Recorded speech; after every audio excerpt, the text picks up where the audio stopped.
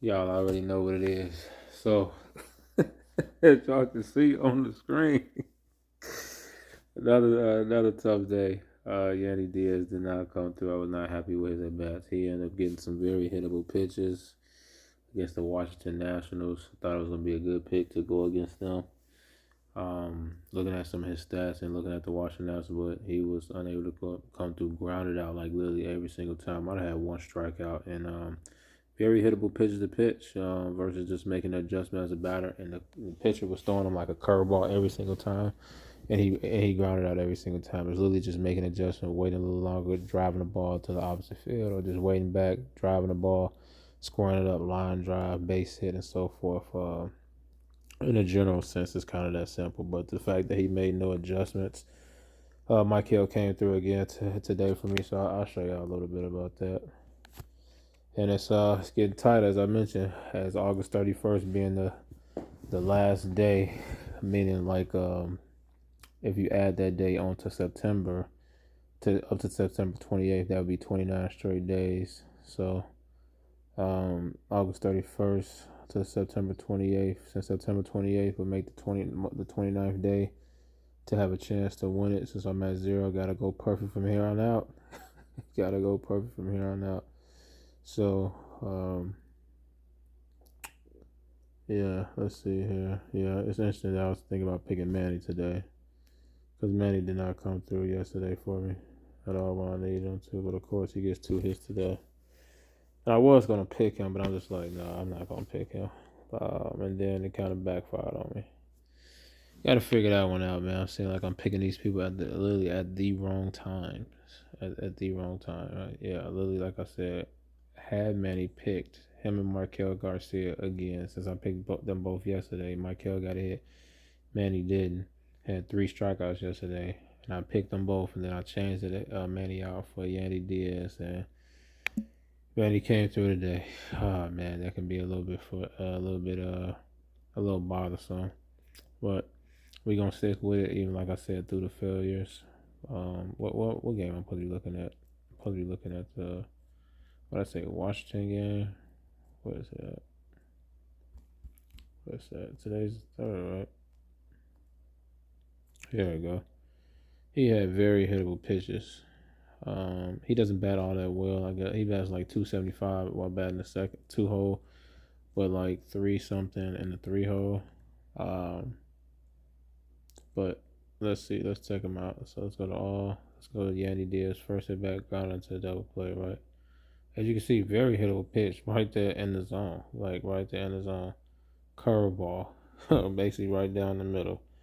Grounded into a double play, right? Just hanging up there for him, right? Now I can kind of visually picture how he swung the bat since I've seen Yandy Diaz like live before, live on TV and live in game, swinging the bat. So let's go to the second at bat, right?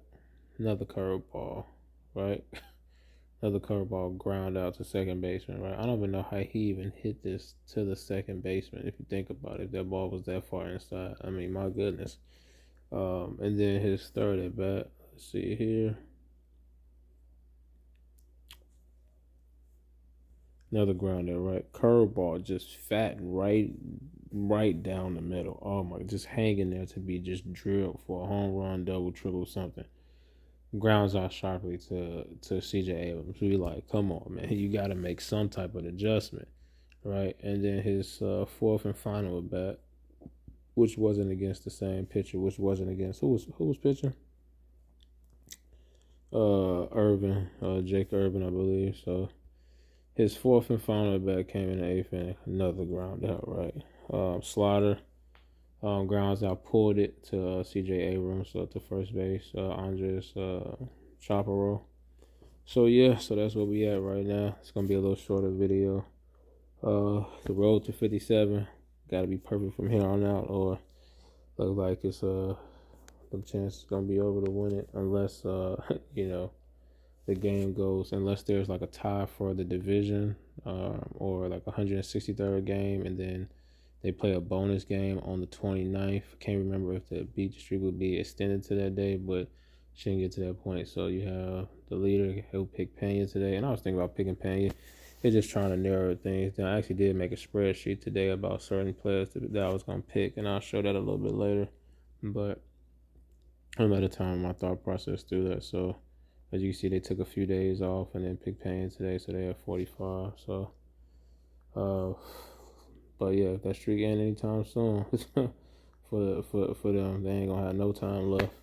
But so as I mentioned, so tomorrow we going with Ketel Marte and Mookie Betts. So Yoshinobu Yamamoto pitched twice against the Dodgers this year. So did Fott, and Mookie Betts and Ketel Marte both did well against them. So Ketel hit a home run against him, and then look at he's 4 for 9 against him lifetime.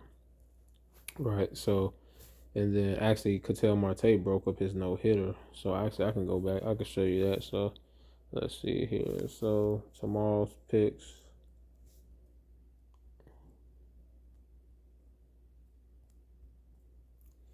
Right here. You can see their numbers. So Mookie Betts numbers against Brandon Fott. I think his name Brandon. Can't remember his first name. Yep, Brandon Fott. And then Yoshinobu Yamamoto. So I was thinking about Freddie Freeman. And so then I was hesitant on Mookie Betts only because he's had an iffy season. Doesn't mean he still can't hit because of the sickness he dealt with earlier. So I really think that heavily affected his season and his numbers. So hopefully he really has a bounce back in the postseason or next year. And so you can see Ketel Marte's number against him. So let's see how Yamamoto has pitched against the Diamondbacks so far this year. Let's see. There's our Diamondbacks. So this is his line against the Arizona Diamondbacks this year. So you see Luis Gurriel got a hit against them at 5 at bats. Gab Moreno, Ketel Marte, and Gerardo Perdomo. So and Josh Naylor. But as you see, Josh Naylor and Eugenio Suarez is not on the team anymore. It's a completely different team than it was before. Both of those games they faced against them was in May, right? So May 8th against Arizona, he gave up 6 hits, 5 runs, 2 home runs, and then against Arizona on May 20th, he gave up let's see here, only 1 hit, right? And that hit was to Ketel Marte to break up the no hitter. So and then Brandon Fott, let's see here, Brandon Fott. His numbers against the Dodgers. Right, so Mookie has seen him well. So Mookie has 2 home runs against them this year alone. Freddie Freeman 1 for 5. Ohtani 1 for 6 with a home run against them. So those are the numbers. And then the game logs.